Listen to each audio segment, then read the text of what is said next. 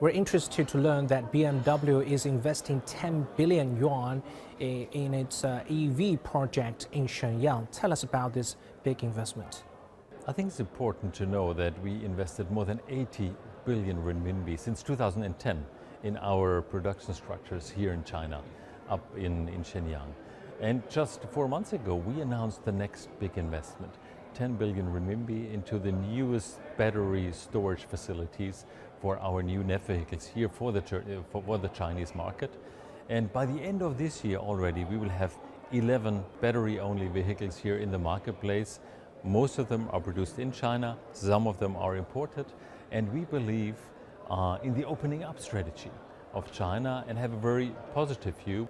We understand that BMW has an iFactory concept in the digitalization and the fourth industrial modernization throughout the manufacturing process. Tell us about this concept. We firmly believe that all emissions have to play a role, not only tailpipe emission for the cars, but also our footprint of our factories. And therefore we invented the iFactories. The iFactories are green, electrical and digital.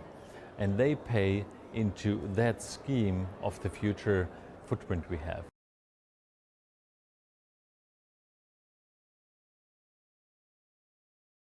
Well, we have been in China actively with our operations for the better part of 2 decades. And we have continued investing here, built our operations footprint, built up our R&D capability. We opened up a new R&D center on top of the one that we have here in Beijing, in Shanghai last year, and we're hiring. And we have an ever-increasing network of supply partners. So doing business in China, whereas in the beginning it was kind of China for China and capturing the market, it's so much more now. It's China for China, but also China for the world. So the innovation dynamism in this market is something that helps us make our products better for all the markets. And I think that we will have an even more integrated working together in the years to come. China set a growth target of around 5% this year, and the country has been working to bring more foreign investment. What opportunities do you see for the company to expand its presence in China?